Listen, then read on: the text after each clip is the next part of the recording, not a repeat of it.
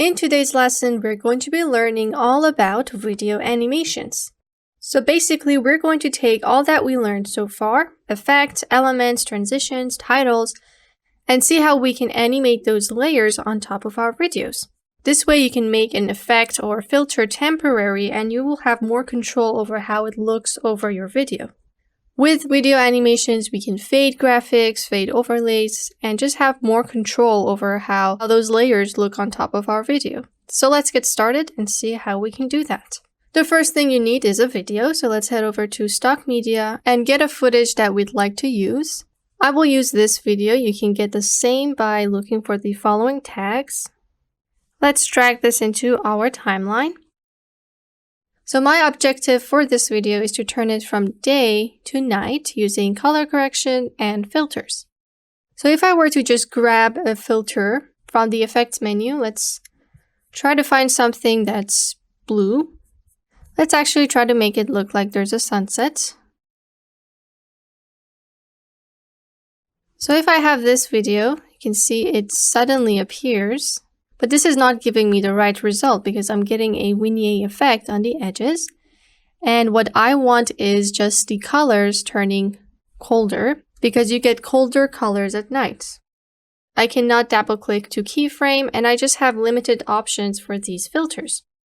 So that's where video animations come in. And since I want to create a realistic night effect instead of something like this, I have to do it with the video instead of a filter. What I mean by that is that we need a cold effect tailored for this video specifically because it doesn't look good on my video. You can see it doesn't look that realistic. So let's delete the filters and instead duplicate my video. Let's duplicate it here. There we go. And then I will place this on top. Make sure they align perfectly. This is very important.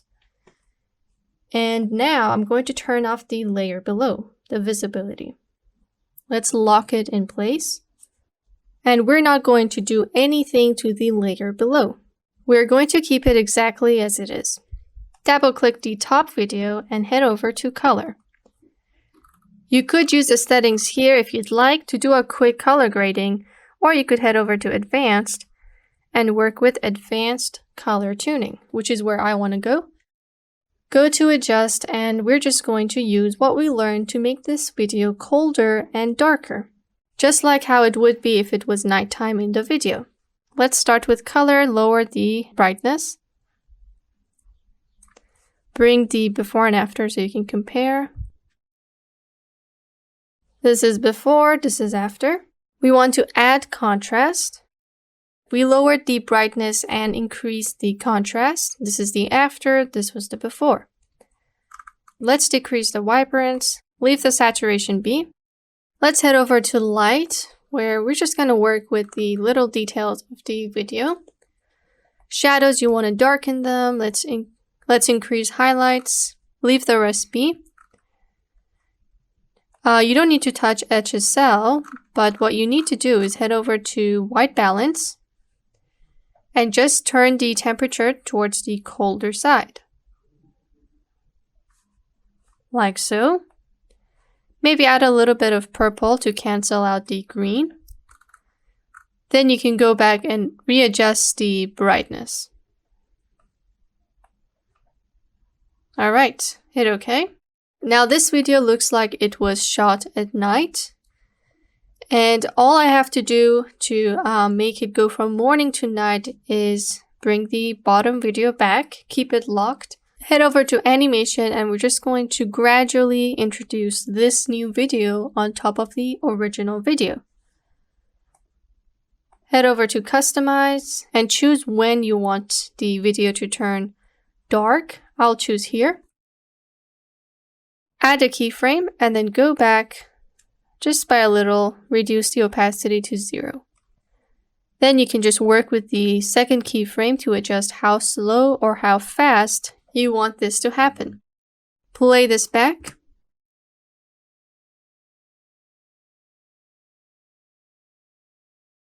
You can see it's slowly becoming darker. And eventually it just turns blue and dark. So now it's nighttime.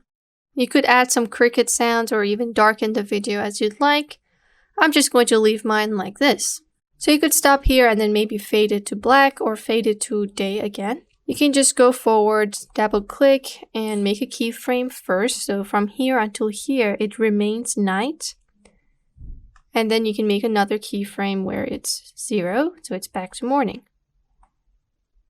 Something like this.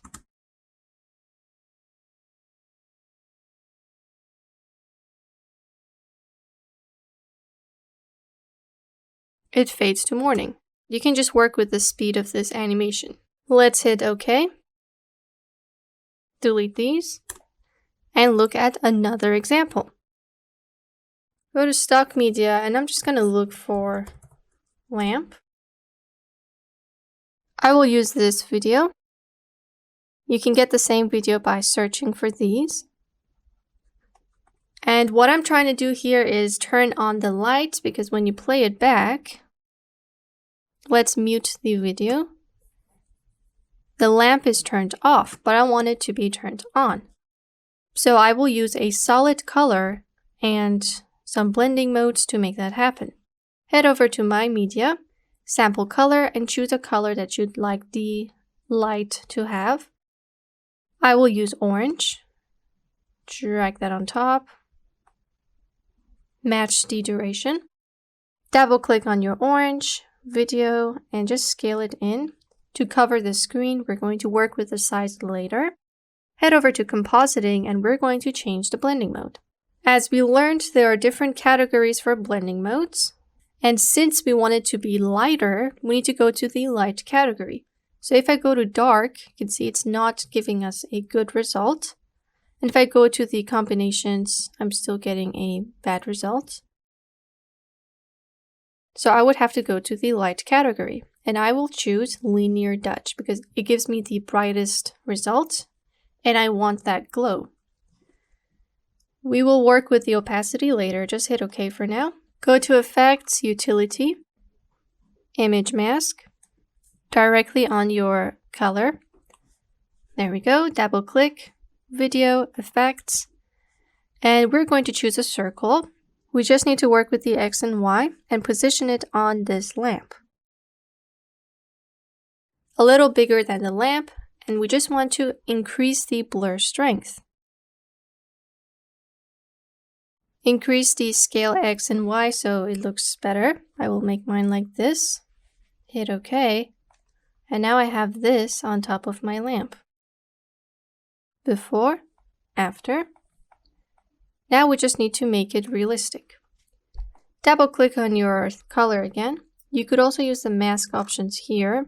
Really depends on what you're trying to do with the video. I think I'll go with this one. Just delete this. And head over to mask directly, choose circle. And this time, because I could add keyframes to my mask, I would have more options. First of all, just blur out the edges a lot.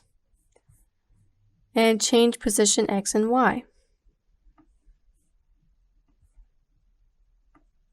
Work with the settings until you have something that looks natural. I would suggest increasing your blur strength so that you have a intense color at the center and it fades out at the end.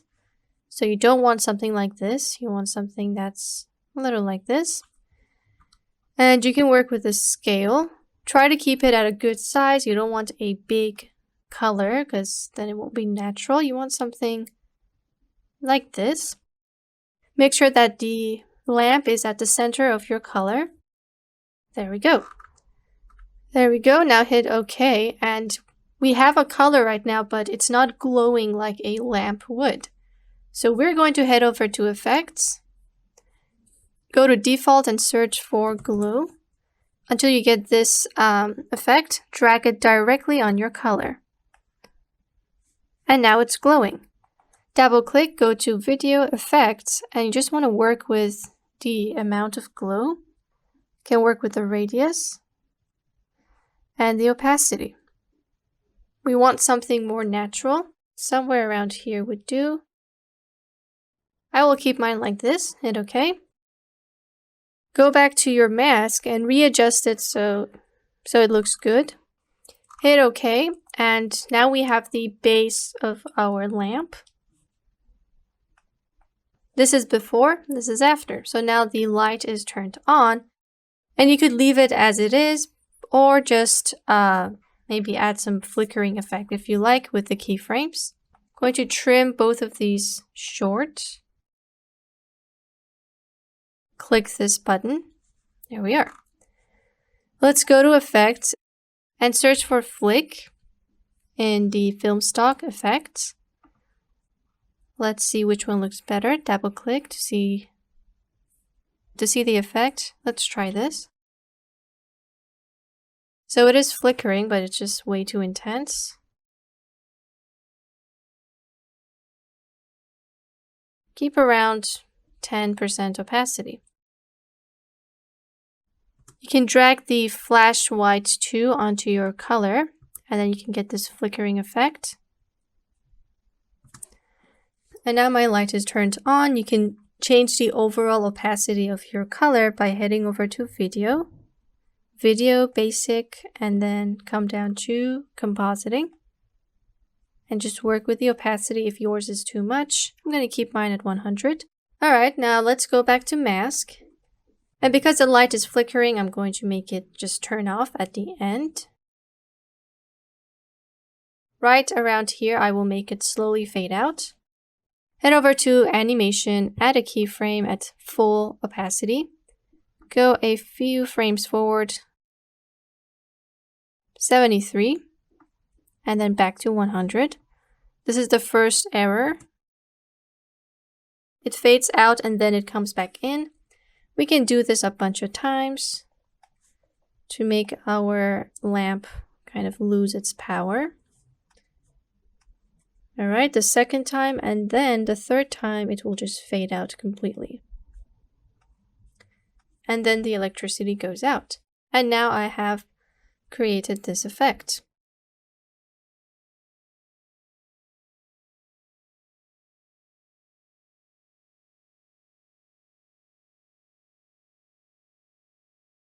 You can add some sound effects if you'd like. I'm going to leave mine here. Now let's look at a final example. And we're going to be taking a look at a new feature called Audio Visualizer. This is a new feature in the latest version of Filmora 11.3. So if you want to use this feature, you would have to update your Filmora and access this new feature. For this one, we're going to need an audio. So let's head over to the audio menu right here and select any of the songs, drag them onto your timeline. So I have a music right here, and the problem is that when we're listening to this music, we're not really seeing anything, and that's where the new feature comes in. Instead of looking at a black screen when you're listening to this song, you can look at a visualization of the beats. Head over to Effects and scroll down to Auto Visualizer. Make sure you are in the film stock option. Click this once and you have presets to choose from. Download any of them. I will grab this one, drag it right on top. I'm going to double click and before that just extend the duration. Play this. This audio visualizer is looking for the song in order to move like that. So if we just turn this off, mute the music, play this again, you can see we're just getting a circle because there's no audio for this effect to use. Turn this back on, play it again. And it's going to move with the audio, more precisely with the beat of that audio. Now for all of these effects, you have some options up here. The first one is intensity. We can change how intense those lines are by grabbing the slider. You can also change the opacity of the entire effect. Change the radius of the circle. Change the position X. And position Y. You can also change the gradient color. Click on any of the colors twice and you're going to get this window where you can just change the gradient color. I will make the first one red, and you can just double click on any and change the colors, just like I'm doing here. Once you've chosen your color, you can grab any of these sliders to adjust the blending length. The longer the space between the two, the more blending that's going to happen. The less space between the two, the less blending that's going to happen. If you don't want this many colors, you can just delete that one point, select it once, and then hit the trash icon. And now we're getting 4 colors. Drag the sliders as you'd like, and you're going to get a result like so. So that's the first visualizer. We also have other shapes that are not circles. Let's delete this and grab something else. Let's grab the wave, drag it on top of my song, and now I have the same result. It's going to move with the music. If I mute my music, it's going to be a flat line. So you're going to need some sort of audio for this to work. Let's bring this back. And for each of these presets, we have different options. Again, we have intensity, the opacity of the effect, the scale X, scale Y, rotate Z, position X, and position Y. Again, we have the same gradient option as we did before, so if you'd like to change the colors, you can go ahead and do that here. Let's hit OK, and now I have another audio visualizer. There's many more to choose from. You can just simply click and drag it on top of your song, adjust it to the way you want, and export this. Now instead of listening to this song with a black screen, I'm getting this really cool graphic that moves with the beat of my music. And that's how the audio visualizer works.